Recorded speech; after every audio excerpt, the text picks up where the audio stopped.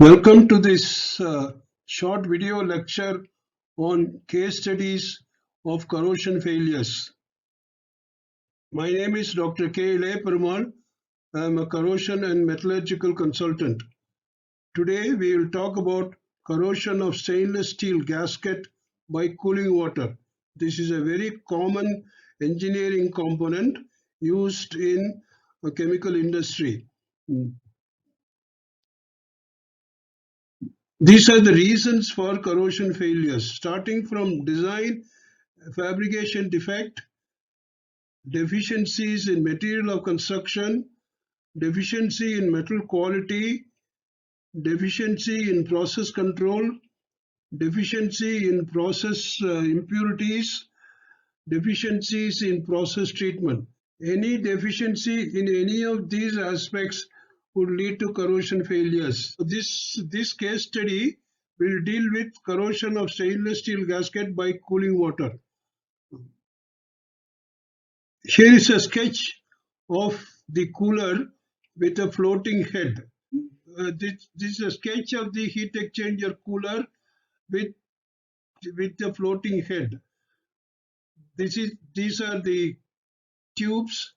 These are the baffles on which the tubes are placed, and this is the tube sheet in which the tubes are welded, and this is the gasket and connecting floating head to the tube sheet bundle, and this is the outer cover, back cover, and cooling water will flow through the tubes, gets returned within the floating head and comes back after absorbing the heat.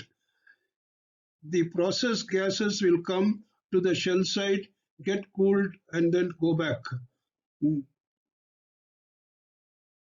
This is the blown up view of floating head. This is the tubes. You can see the tube sheet in which the tubes are welded, and this is the floating head, and this is the water flow direction.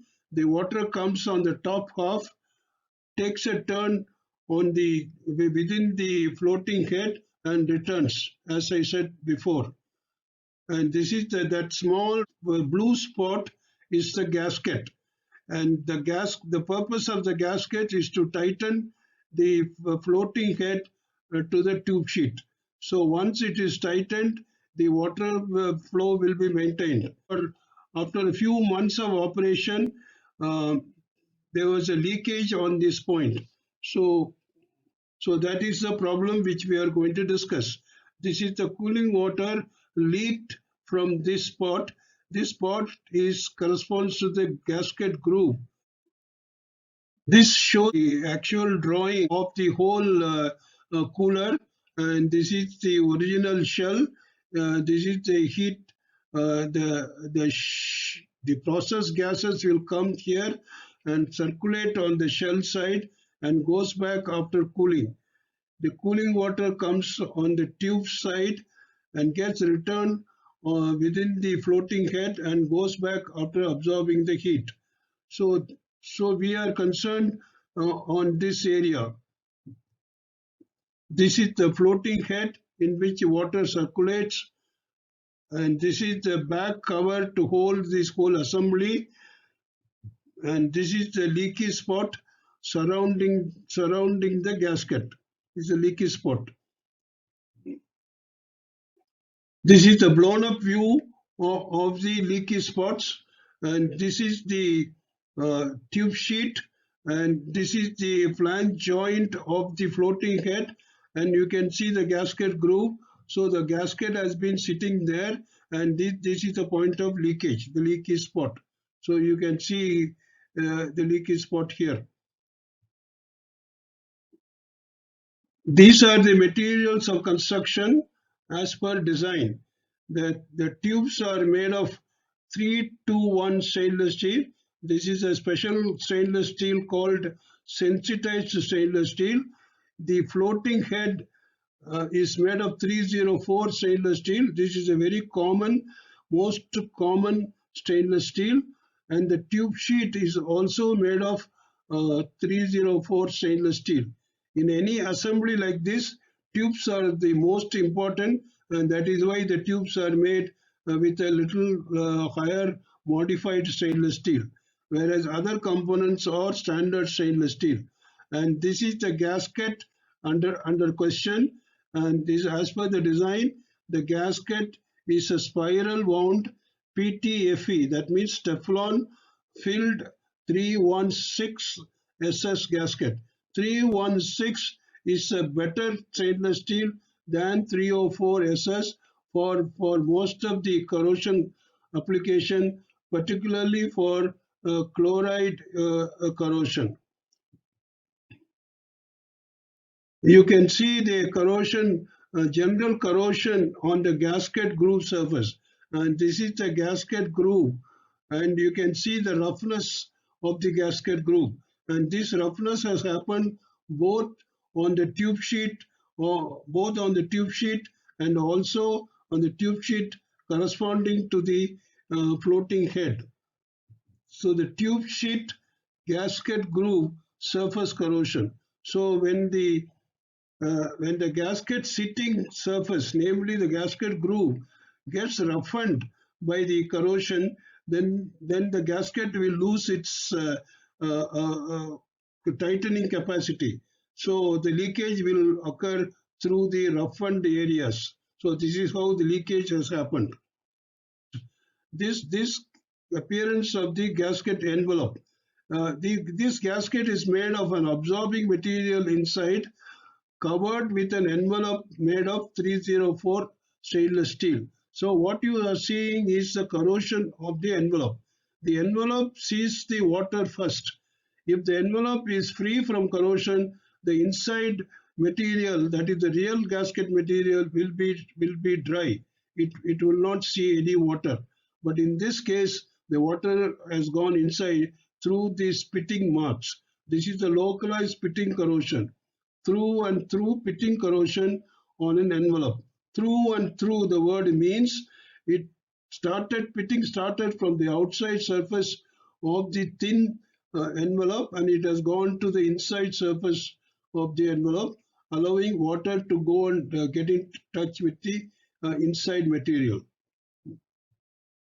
You can see the blown up spots of the pitting corrosion. Pitting corrosion is defined as corrosion occurring on a localized place. Stainless steels are very prone for this pitting corrosion, particularly in a chloride environment. So since the observed corrosion is pitting, and we will look for chlorides in our analysis. This is not a general corrosion. It is only localized pitting corrosion at specific localized spots. That's a very important observation. This is the analysis of test results. Any premature failure analysis should talk about all the specified conditions and also analyze the leaked components. So here is the gasket envelope was analyzed to be 304 stainless steel. You'll remember the specification is for 316 SS, and the inside material is found to be asbestos, which is nowadays it is banned. But you will notice this is not Teflon as per specification, and this is the actual service conditions. 300 ppm chloride was told to be average or on the higher side as per the water analysis. Mostly the outside the water gets the temperature increased to 45-degree outlet temperature. It was told that the gaskets will see this temperature. And we were also told it is an intermittent operation. This observation is very important because the intermittent operation leads to pitting corrosion. The intermittent operation will lead to stagnation, and that will lead to pitting corrosion. So these are the important observations. The diagnosis is based on these observations. Usage of asbestos filled type 304 SS envelope gasket instead of the specified type 316 SS spiral wound PTFE filled gasket. The In the asbestos filled gasket, water soaked in asbestos in gasket through the pitting crevice corrosion of 304 SS, which led to stagnation and further pitting. So, and this leads to leakage. So it is very important here. There are two culprits, asbestos and 304 SS. Fortunately, nowadays asbestos is fully banned, but when this problem occurred, asbestos was in usage. So, uh, for the chloride content at that temperature, 304 SS will lead to pitting corrosion. Through the pitting corrosion, asbestos got soaked and lead to stagnation, which further lead to more and more pitting corrosion. And this has resulted in leakage. This was the problem. On the other hand, water will not be absorbed by Teflon in 316 SS gasket, and this is the reason the specifiers, the designers have specified this. What you are seeing in this slide is compilation of the result, very careful study results made on pitting and crevice corrosion of stainless steels as a function of the chloride content with temperature.